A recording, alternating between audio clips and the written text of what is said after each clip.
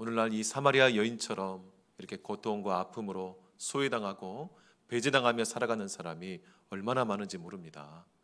그 사람들에게 정말 위로가 되고 삶의 소망이 되는 것은 바로 예수 그리스도의 그 만져주심과 그 예수 그리스도의 그 은혜가 반드시 그들을 일으킬 줄 믿습니다. 오늘도 이 귀한 예배를 통해서 우리가 예수를 만나고 그리고 그 예수를 높이고 그 예수님과 함께 이 예배당을 나아가 정말 이 생명의 샘물이 필요한 사람들에게 이 목마르지 않게 하시는 이 솟아나는 샘물이 되시는 이 예수 그리스도를 증거하시는 은혜가 있기를 주님의 이름으로 축원합니다. 여러분, 오늘 이 사마리아 여인이 어디에서 예수님을 만났습니까? 바로 우물가입니다. 우물가. 여러분, 이 우물가는 당시에 많은 사람들이 이렇게 목을 축이기 위해서 물을 떠야 있고 그리고 빨래를 해야 있고, 그래서 우리 삶의 터전 가운데 정말 날마다 모여야 하는 장소가 바로 우물가였습니다. 그래서 이 우물가에서 이 동네 여인들이 안 하는 일이 모여가지고 빨래를 같이 하고 또 그렇게 우물을 같이 뜨면서 자기들의 이 삶의 애환과 고통을 함께 나누는 장소가 바로 우물가였고, 그러면서 그 안에서 만남이 이루어지고 소개가 이루어지고, 그래서 여러분 성경에 보면요, 바로 많은 사람들이 이 신부를 만나는 장소가 바로 우물가였어요. 바로 야곱의 아내 리브가를, 이삭의 아내 리브가를 이 우물가에서 만났고요, 야곱의 아내 라헬을 우물가에서 만났습니다. 또 모세가 바로 아내 십보라를 바로 우물가에서 만나는 것처럼 우물가는 만남의 장소이고요, 우물가는 우리 자신의 고통과 아픔을 나누는 그런 나눔의 장소였다고 우리 성경은 말씀하고 있습니다. 여러분, 오늘날도 마찬가지입니다. 우리가 삶에서 당하는 고통과 아픔들이 얼마나 많습니까? 그것을 내가 가지고만 있으면요, 내 마음을 병들게 하고 우리 육신을 병들게 합니다. 그래서 여러분, 이것을 털어내야 된다는 거예요. 이것을 털어놓을 때 우리 마음이 가벼워지고 우리 육신이 가벼워진다고 말하고 있는 것입니다. 여러분, 지난달에 말씀드린 것처럼 4주 동안 우리 완주군에서 이 마음 돌봄 활동가 교육을 받았는데요, 거기에서 계속 강조하는 것이 뭐냐면 털어놓기입니다. 털어놓기. 우리 마음의 고통과 아픔을 이 털어놓을 때 치유가 일어나고, 털어놓을 때 우리 심신이 가벼워진다고 거기서 전문가들이 말씀하더라고요. 그래서 우리가 마을마다 다녀가면서 이렇게 여러분, 오늘날 노인들의 고독사를 넘어서 이 코로나 이후에는요, 우리 청년들 고독사가 서울 경기권에 엄청나게 늘어나고 있다는 겁니다. 누구 하나 그 사람에게 관심 가져주지 않고 자기 자신의 이 고통과 애환을 나눌 사람이 없으니까 홀로 끙끙 앓다가 그렇게 세상을 떠나간다는 겁니다. 바로 그 사람들에게 무엇이 필요합니까? 자기의 고통을 나누고 털어놓을 수 있는 이 우물가가 필요하다는 거예요. 여러분, 우리 교회도 마찬가지입니다. 우리가 함께 예배드리지만 진짜 내 고통과 아픔을 부담 없이 털어놓을 수 있는 이 소중한 1:1의 관계, 나아가 이 소그룹의 관계가 반드시 필요하다는 거예요. 그렇지 않으면요, 정말 끙끙 앓다가 함께 신앙생활 하지만 저 사람이 무엇 때문에 아프고 무엇 때문에 고통하는지 모른다고 하면 우리가 정말 서로 도울 길이 없다는 거예요. 그렇기 때문에 이 우물가가 필요하다는 거예요. 근데 여러분, 이 우물가는 한계가 있습니다. 어떤 한계가 있을까요? 나누다 보면요, 때로는 그 나눈 것 때문에 상처를 받고 오히려 그 나눈 것 때문에 서로 배제하고 소외하고 고립시키는 일들이 일어나게 된다는 겁니다. 그래서 사람들이 어떻게 합니까? 나누기를 두려워하고 이 우물가를 피하는 거예요. 오늘 이 사마리아 여인은요, 아마 처음에는 우물가에 가서 함께 물을 뜨고 함께 빨래를 하면서 그렇게 털어놓고 나눴을 겁니다. 그런데 남편이 1명이 되고 2명이 되고 5번째, 6번째가 되면서 사람들에게 소외가 되고 또 스스로도 수치감과 부끄러움 가운데 결국은 이 우물가를 피하게 되고, 결국은 이 대낮 뜨거운 한낮에 홀로 우물가를 찾아오는 그런 비참한 지경에 처하게 되었다는 겁니다. 여러분, 우리에게 우물가가 필요하지만요, 어떻습니까? 우리가 처음에는 좋은 것을 나누다가 어느 순간이면 어떻게 되죠? 자기를 과시하고 자기를 자랑하면서 은연중에 상처를 주고 정말 이 고통과 아픔이 있는 사람들이 더 기쁜 것들을 나누지 못하게 만드는, 어떻게 보면 상처를 주고받는 장소가 또 이 우물가일 수 있습니다. 그렇기 때문에 여러분, 이 우물가에서 털어놓기만 해서는 안 되고 무엇이 필요합니까? 이제는 상처를 받아주는 사람, 나아가서 스스로 상처를 치유하는 사람이 필요하다는 거예요. 바로 이 현실의 고통을 이겨내려면 우물가를 넘어서서 우리에게는 이 솟아나는 샘물이 되시는 바로 예수님의 치유와 회복이 필요하다고 말씀하고 있는 겁니다. 여러분, 오늘 본문 요한복음 4장 13절로 14절 말씀 우리 함께 같이 읽겠습니다. 시작. 예수께서 대답하여 이르시되 이 물을 마시는 자마다 다시 목마르려니와 내가 주는 물을 마시는 자는 영원히 목마르지 아니하리니 내가 주는 물은 그 속에서 영생하도록 솟아나는 샘물이 되리라. 아멘. 여러분, 이 야곱의 우물과 이 예수님의 이 솟아나는 샘물을 의도적으로 이 요한복음 4장은 비교하고 있습니다. 앞서 우리가 읽진 않았지만 이 사마리아 여인은요, 이 자기 조상 야곱의 우물을 자랑합니다. 그러면서 당신이 야곱보다 큰 사람입니까? 내가 보기에는 두리박도 없고 야곱보다 못한 행색인데 어떻게 당신이 나한테 샘물을 준다고 말할 수가 있습니까? 라고 하면서 이 야곱의 우물을 자랑해요. 그런데 여러분, 이 우물물은 어떻습니까? 정말 당장의 일시적인 갈증은 해결해 줄 수 있고 우리 육신의 갈증은 해결해 줄 수 있지만 여러분, 또다시 목마르면 또다시 찾아와야 되는 거예요. 그래서 이 여인은요, 다른 사람의 시선을 피해서 이 땡볕이 내릴 때는 한낮 정오 12시에 또다시 찾아오는 수고를 감당하는 것이 너무 힘들고 어려웠던 거예요. 그런데 이 솟아나는 샘물은 무엇입니까? 일시적인 해갈이 아니라 영원한 해갈을 우리에게 주시고 육신의 갈증만이 아니라 영혼의 갈증까지 해결해 주시는 바로 예수님이 우리의 솟아나는 샘물이 될 것을 믿으시기를 주님의 이름으로 축원합니다. 나아가서 이 예수님을 만나서 솟아나는 샘물을 경험하는 사람은요, 그 사람이 솟아나는 샘물이 된다는 거예요. 오늘 뭐라고 합니까? 내가 주는 물은 그 속에서 영생하도록 솟아나는 샘물이 되리라. 무슨 말입니까? 우리가 우물가에서요, 나누고 털어놓다가 상처를 받는 이유가 무엇일까요? 각자가 다 상처를 갖고 있기 때문에 그래요. 여러분, 우리가 알아야 할 것은요, 결국 이 상처는 뭐와 연결이 되냐면 죄와 연결이 됩니다. 결국 누군가의 죄로 인해서 이 상처가 발생하고, 그리고 그 상처 때문에요, 나도 죄 가운데 다른 사람에게 상처를 끼치면서 이 악순환이 시작됐기 때문에 그렇습니다. 이 누군가의 죄는 자기 자신의 죄일 수 있고 다른 사람의 죄일 수 있지만 반드시 이 상처를 치유받으려면요, 이 상처를 직면해야 되는 거예요. 근데 그렇기 때문에 예수님은 어떻게 하십니까? 바로 남편을 데려오라고 직접적으로 이 여인의 수치, 이 여인의 죄, 이 여인의 그 부담스러운 부분을 건들고 있어요. 그러자 이 여인이 어떻게 합니까? 저 남편 없습니다 라고 이것을 딱 덮어버리려고 해요. 은폐하려고 합니다. 이처럼 우리는 많은 경우에 이렇게 우물가에서 털어놓고 나누다가도 건드려서는 안 되는 그 레드 버튼들이 있지 않습니까? 그걸 잘못 건드려버리면 상처가 나서 관계가 깨지는 겁니다. 그래서 서로 분위기를 살피고 적당한 거리를 지키기 위해 그렇게 눈치를 보는 것이 우리 인간적인 나눔의 한계라고 하면, 우리가 예수님을 만날 때 어떻습니까? 예수님은 때가 되시면 우리가 은폐시키고 덮어버렸던 그 고통과 그 아픔을 직면시키는 거예요. 그걸 직면케 하시는 거예요. 그래야지만 이 죄가 드러나고 그 죄를 치유하고 회복시켜야지만 진정한 상처의 치유와 회복이 일어나기 때문에 그렇습니다. 결국은 예수님께서 바로 이 여인의 이 수치인 바로 이 남편의 문제를 언급하자 이 여인은 덮으려고 했지만 바로 예수님이 뭐라고 합니까? 덮은 그 말을 계기로 그를 인정해주고 받아주시면서 네 말이 맞다. 남편이 없는 것과 마찬가지 아니냐. 5명의 이미 남편이 있었고 지금 6번째 남편과 살고 있지만 그 남편으로부터 또 체험을 받지 못하고 그렇게 영혼의 갈증을 느끼는 너에게 그 남편은 없는 것과 마찬가지다라고 하면서 그 여인의 깊은 부분의 그 수치와 아픔을 오히려 인정해주고 공감해주고 받아주심으로 통해서 이 여인의 마음이 열리게 해주시는 겁니다. 오늘날 이것이 필요합니다.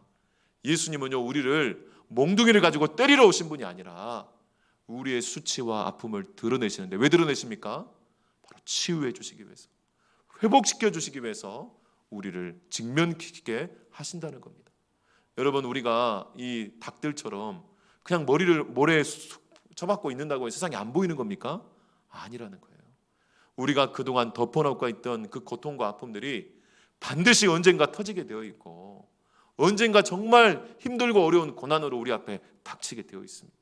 그것을 아시는 하나님께서 바로 오늘도 예수님을 통해, 이 성령을 통해 그것을 직면케 하시고, 너무 고통스럽고 힘들기 때문에 그것을 대신 감당해 주시는 이 예수님의 위로, 예수님의 평안, 바로 그것을 통해 우리에게 솟아나는 샘물이 되게 하시는 은혜가 우리 가운데 있기를 주님의 이름으로 축원합니다. 그래서 우리 우물가에서요, 이런 솟아나는 샘물이 되는 한 사람만 있어도요, 그 우물가는 생명의 샘터가 될 수 있는 것입니다. 왜 우리가 털어놓고 나누는 것이 힘들고 기피합니까? 정말 솟아나는 샘물과 같은 그 한 사람이 없기 때문이에요. 여러분이 솟아나는 샘물과 같은 한 사람이 되려면 어떻게 될까요? 우리가 주님을 알고 주님 앞에서 내 죄와 내 고통과 아픔을 직면하여서 그렇게 치유되고 회복되어서 내 안에서 솟아나는 샘물이 되시는 이 주님이 있는 사람은 다른 사람의 그 연약함과 아픔을 함께 직면해 갈 수 있고요. 그 연약함이 드러날 때 그것 때문에 소외시키고 배제시키는 것이 아니라 오히려 그것 때문에 또 함께 들어가고 함께 감당해주는 은혜가 우리 가운데 있기를 주님의 이름으로 축원합니다. 소망하기는 우리 교회가 이렇게 1:1 훈련을 통해서, 말씀 훈련, 기도 훈련을 통해서 바로 이 예수님에게 솟아나는 샘물을 경험케 되기를 주님의 이름으로 축원합니다. 여러분, 사탄은요, 의도적으로 그것을 부담스럽게 만들어요. 시간이 없고 또 바쁘고 돈이 없고. 근데 여러분, 부탁드리겠습니다. 우리가 정말 날마다 어떻습니까? 돈 벌기 위해, 세상에서 필요를 얻기 위해 그렇게 몸부림치고 바쁘게 살지만 진짜 필요한 것을 위해 우리의 시간을 내지 않을 때 우리는 악순환으로 들어갈 수밖에 없습니다. 그런데 우리가 힘들지만 결단하고 우리의 가장 첫 번째 시간, 우리의 가장 첫 번째 마음을 바로 생수의 근원이 되시고 우리의 진정한 치유자가 되시는 그 예수님께 시간을 드리고 예수님을 알아가는데 우리의 삶을 드릴 때 선순환으로 역전되는 은혜가 있기를 주님의 이름으로 축원합니다. 오늘 예레미야 2장 13절 말씀 여러분 나눔주에 있습니다. 우리 함께 읽어보겠습니다. 시작. 내 백성이 두 가지 악을 행하였나니 곧 그들이 생수의 근원되는 나를 버린 것과 스스로 웅덩이를 판 것인데 그것은 그 물을 가두지 못할 터진 웅덩이니라. 아멘. 여러분, 우리의 죄는 무엇입니까?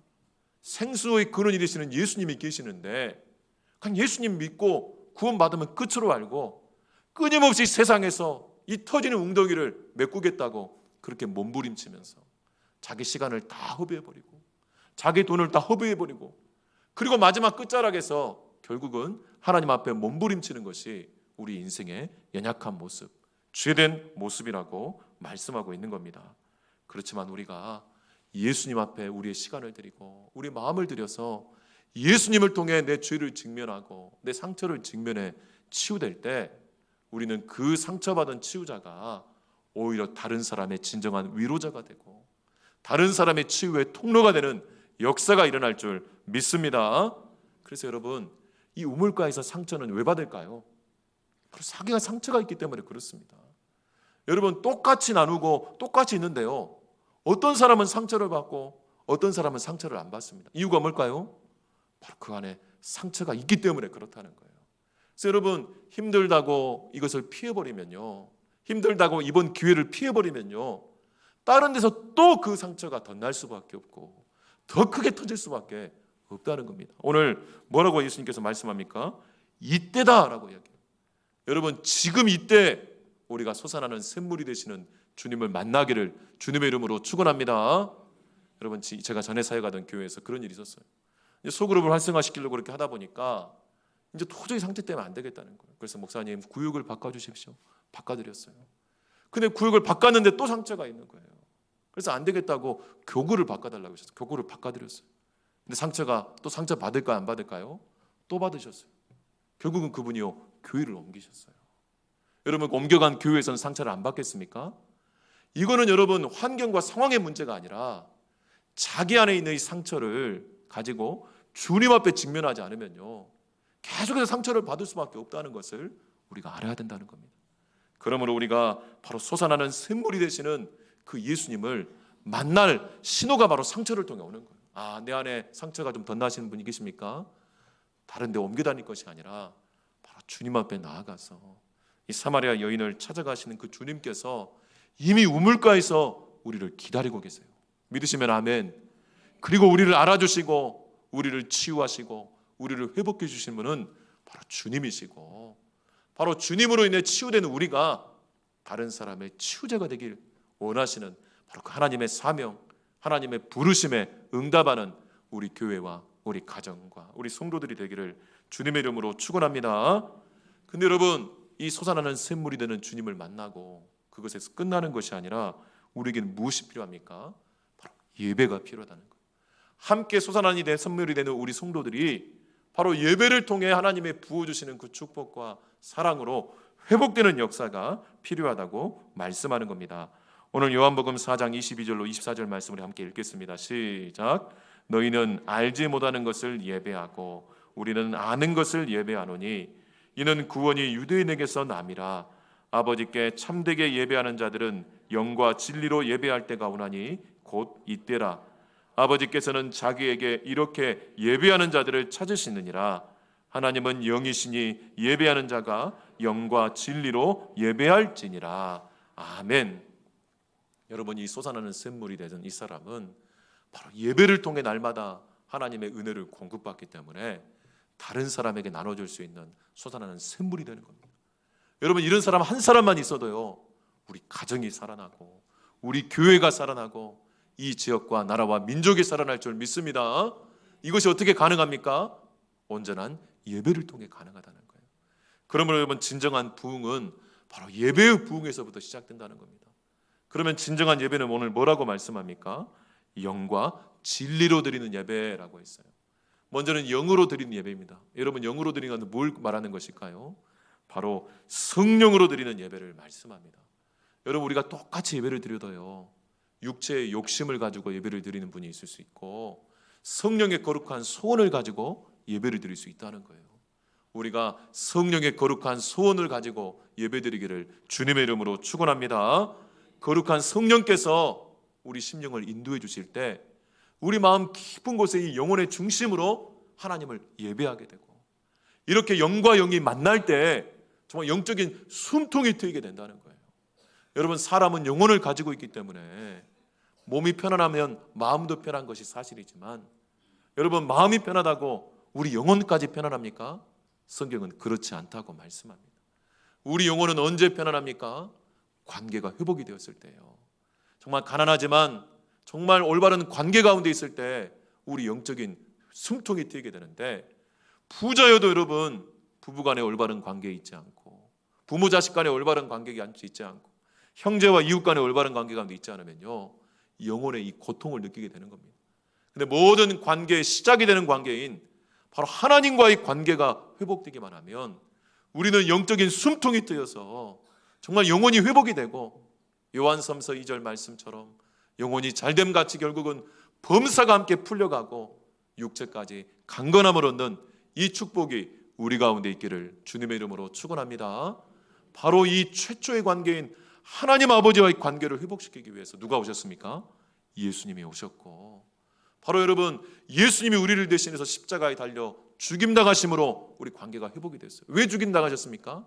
이 십자가는 여러분, 로마에서 반역주의에 해당하는 최고의 형벌입니다.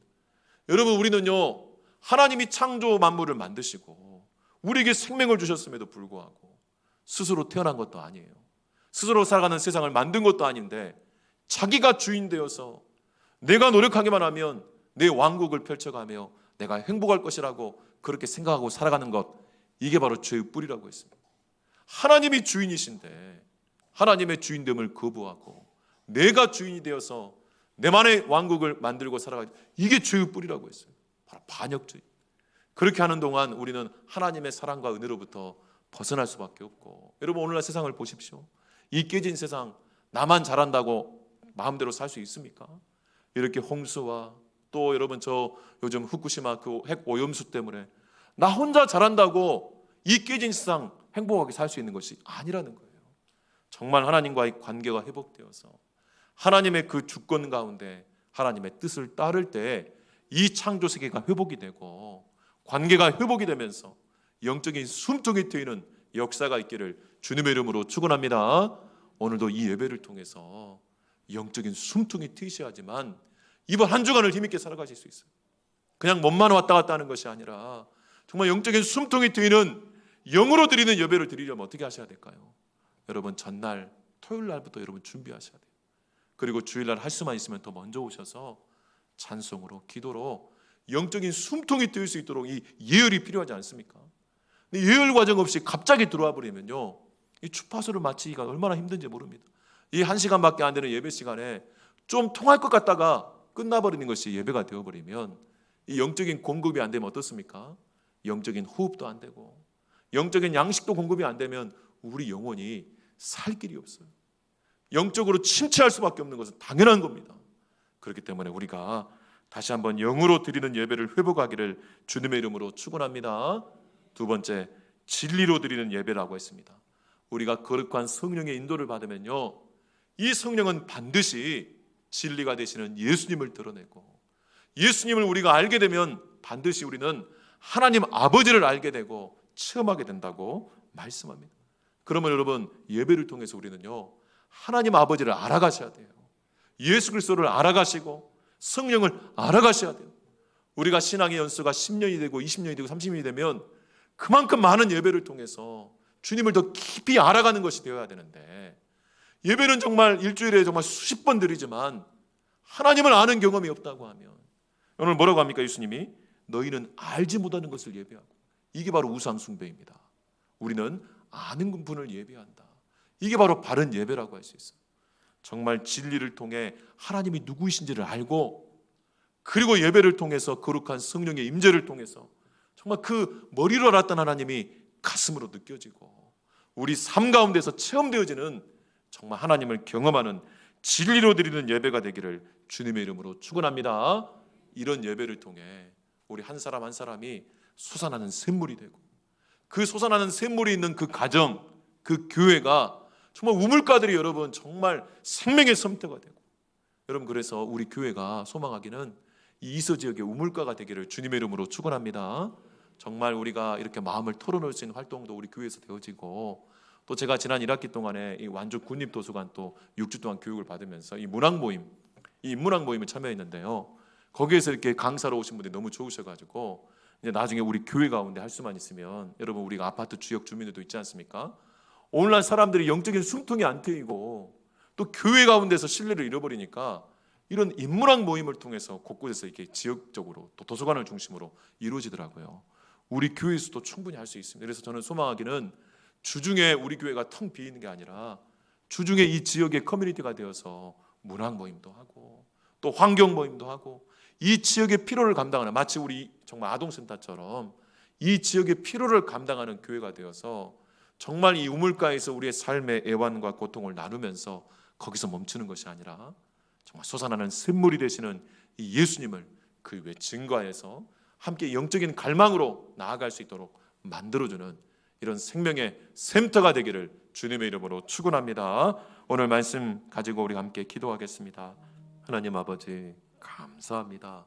주님 진심으로 사랑하시는 우리 귀한 성도들, 오늘도 이 거룩하고 복된 주일에 예배를 통해 정말 솟아나는 샘물이 되시는 그 예수 그리스도를 경험케 하여 주시고, 우리의 아버지가 되시고 우리 만물의 주인이 되시는 그 하나님을 마땅히 예배함을 통해 하나님의 풍성한 사랑과 은혜를 체험하고 경험케 하셔서 정말 하나님 아버지 우리 안에 있는 이 은밀한 상처와 그 근원되는 죄를 직면할 수 있도록 붙잡아 주시고, 온전한 치유와 회복을 통해 비슷한 상처를 가지고 살아가는 사람들에게 손을 내밀어 주고, 함께 그 우물가에서 우리의 삶을 나누고 우리의 예수 그리스도를 나누는 하나님의 축복의 통로가 되게 하여 주시옵소서. 아버지, 이를 위해 우리 피택자들과 직분자들이 정말 아버지 날마다 예수 그리스도를 알아가게 하여 주시고, 우리 삶의 곳곳에, 우리 교회 안에 이 우물가들이 곳곳에 만들어지게 하여 주셔서 정말 우리의 고통을 아버지 서슴없이 털어놓게 하여 주시고,